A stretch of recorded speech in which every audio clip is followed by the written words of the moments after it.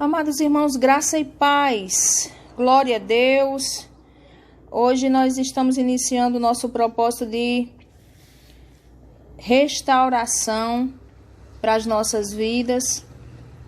Vamos mergulhar nas Escrituras e vamos iniciar então na primeira carta de João, capítulo 1, para que Deus ele venha falar aos nossos corações, para que Ele venha nos instruir, nos ensinar, para que o Espírito Santo ministre na minha e na sua vida de uma forma poderosa, porque é isso que Ele quer. E aqui no versículo 1, 1 João capítulo 1, diz assim: o que era desde o princípio, o que temos ouvido e o que temos visto com os nossos próprios olhos, o que contemplamos e as nossas mãos apalparam com respeito ao verbo da vida. Eu quero que você atente para essa palavra, verbo da vida, verbo, palavra, aleluia, da vida, é a palavra da vida, é a nossa palavra, a palavra que nós temos, que é a palavra do nosso Deus, é o nosso alimento. E diz assim: e a vida se manifestou, e nós a temos visto e dela damos testemunho, e vos anunciamos a vida eterna, a qual estava com o Pai, e nos foi manifestada. Coisa maravilhosa, glória a Deus. Jesus, desde um princípio, ele estava com o Pai, desde o início de toda a criação ele já estava lá, mas ele se manifestou, glória a Deus, tamanho amor do nosso Deus, que ele se manifestou aqui. Aleluia, diz assim: estava com o Pai e nos foi manifestada.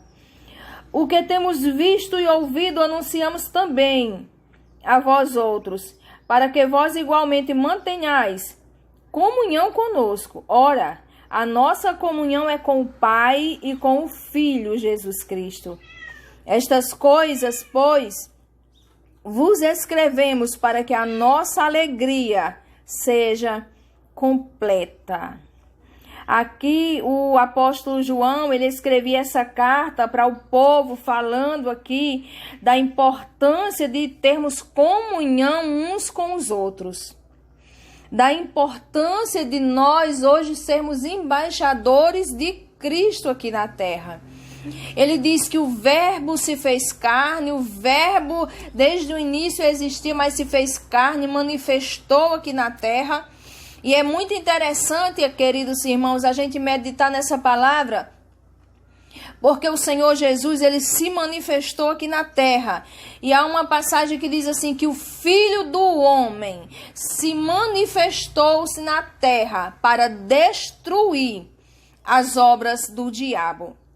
Então o Senhor Jesus, ele veio para destruir todos os feitos do diabo. E é interessante que fala dele lá no início, porque também temos que falar de algo que aconteceu lá no início, que foi a queda de Adão e a queda de Eva. Que através da serpente o diabo ali usou e fez com que eles desobedecessem uma ordem de Deus. Fez com que a comunhão entre Deus e o homem fosse quebrada. Mas Jesus, ele veio para quê? Ele veio para destruir as obras do inferno, as obras do diabo. Para que hoje eu e você voltemos a ter essa comunhão com o nosso Pai. Ele diz assim no versículo 3, e que temos visto e ouvido e anunciamos também a vós outros, para que vós igualmente mantenhais comunhão conosco. Ora, a nossa comunhão é com o Pai, com o Filho Jesus Cristo, com seu Filho Jesus Cristo. Estas coisas, pois, vos escrevemos para que a nossa alegria seja completa. Deus, ele espera que as nossas vidas, elas sejam repletas, elas sejam cheias de alegria, mas não da alegria desse mundo, não da alegria passageira, não da alegria quando a gente consegue comprar alguma coisa ou quando a gente ganha alguma coisa, mas uma alegria eterna, uma alegria que vem do céu, E essa alegria nós só podemos ter quando nós temos comunhão com o Pai. No versículo 5, o Senhor ele fala assim: ora, a mensagem que da parte dele temos ouvido e vos anunciamos é esta, que Deus é luz e não há nele nenhuma treva. Que coisa importante, que coisa maravilhosa nós conhecermos o nosso Deus, nós entendermos quem é Deus, entendermos quem nós somos em Deus, porque ele diz aqui: Deus é luz e nele não há trevas. Se Deus é luz, Deus espera que eu e você, como filhos, também sejamos luz. Ele espera que a minha vida e que a tua vida seja uma vida cheia de luz, em nome do Senhor Jesus. E ele diz assim, no versículo 6, se dissemos que mantemos comunhão com ele e andemos em trevas, ó coisa maravilhosa, mentimos e não praticamos a verdade. O que é que o Senhor está dizendo? Ele é luz. As coisas de Deus são feitas às claras. O que é de Deus resplandece. O que é de Deus destrói as trevas. E se nós dissemos que somos de Deus, mas andamos em trevas, somos mentirosos e não praticamos a verdade. Amados irmãos, engana-se quem quer. Mas a palavra de Deus ela é muito clara quando ela diz: sede santo porque eu sou santo. Sem santidade ninguém verá a Deus. Aqui ele está dizendo: Deus é luz e aquele que anda com ele, aquele que se diz dele, deve também andar em luz. O que é que o Senhor está dizendo nesse versículo? Nesse versículo 6 precisamente.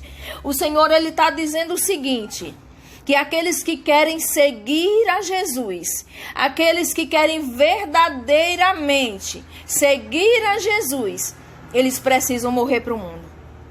Não tem como a gente dizer que é de Deus e está andando com o mundo, andando como o mundo anda, vivendo as coisas do mundo, amando as coisas do mundo.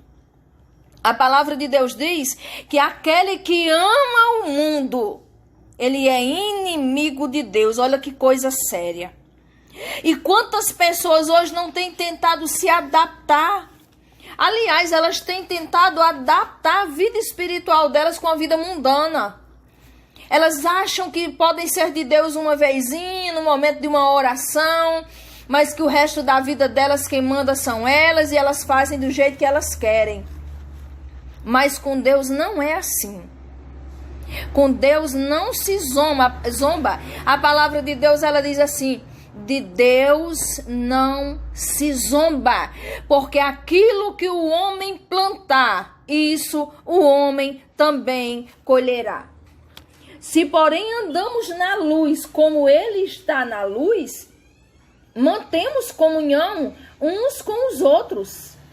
Ou seja, eu não posso simplesmente dizer: mas eu sou uma mulher de Deus, mas eu viver detonando os meus irmãos, eu viver tentando derrubar os meus irmãos, eu viver tentando fofocar a todo tempo tomando partido, a todo tempo tentando destruir alguém, a todo tempo eu estar selecionando: esses aqui fazem parte porque pensam igual a mim, mas esses aqui não. Ou seja, quando nós agimos dessa forma, amados irmãos, a palavra de Deus diz que nós estamos em trevas. Por mais que nós achemos que não estamos, mas estamos. Olha o que ele diz. Se porém, versículo 7. Se porém andamos na luz, como ele está na luz, ou seja, Deus permanece a todo tempo na luz. Nós é que variamos, nós é que um tempo estamos bem com Deus, depois não estamos. Nós é que um tempo estamos ali 100% de Jesus, mas outro tempo estamos só 50%, 30%. Ele está. Deus, ele permanece na luz. Se porém andamos na luz, como ele está na luz, mantemos comunhão uns com os outros. E o sangue de Jesus, seu Filho, nos purifica de todo pecado. Observe, Não adianta a gente orar e dizer que o sangue de Jesus tem poder sobre nossa vida, que o sangue de Jesus tem poder sobre a nossa casa, mas se nós somos aquela pessoa insuportável, nós somos aquela pessoa que tem 1001 intrigados, olha aqui. Olha o que é que ele está falando. Se mantermos comunhão uns com os outros. Ele não diz mantermos comunhão com os amados irmãos.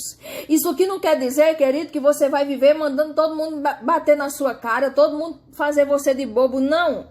Mas manter comunhão. Lá em Gálatas capítulo 5, a palavra de Deus diz que um dos frutos do Espírito é pacificador. É a pessoa que ela é pacificadora.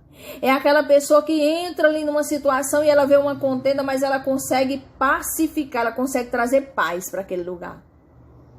Então, quando nós não conseguimos ter comunhão com os outros, nós não estamos na luz, nós estamos ainda nas trevas. Então, não adianta pular, se espernear, falar em línguas, pregar ou louvar divinamente bem, se nós não tivermos um relacionamento digno de cristão. A palavra de Deus nos garante que nós continuamos em trevas. E trevas e luz não se unem, queridos. Porque quando a luz chega, as trevas elas se dissipam.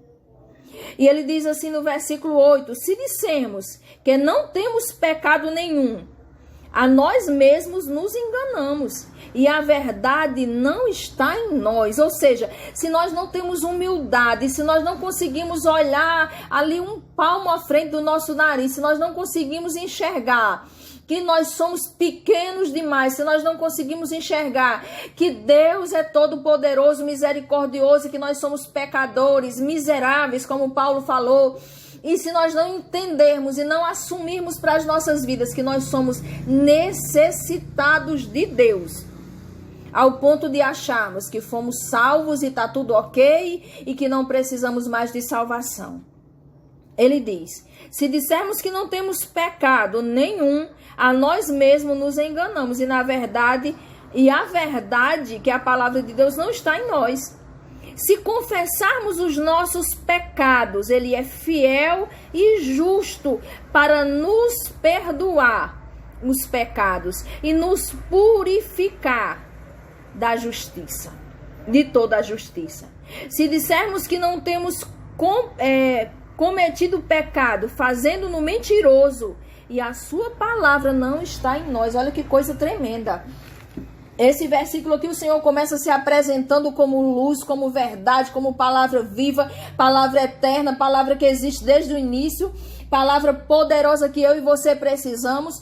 E no meio dessa leitura, então, ele começa a dizer: se você quer ser luz, se você diz que é luz, então que essa luz manifeste na tua vida, que os teus frutos comecem a nascer, que os teus frutos comecem a se manifestar. E esses frutos, ele vem através da comunhão.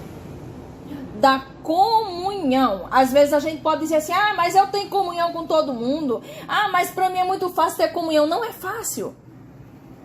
Não é fácil ter comunhão com quem tentou te derrubar hoje. Não é fácil ter comunhão com quem falou mal de você. Não é fácil ter comunhão com alguém que te traiu, que traiu a sua confiança de repente. Não é fácil.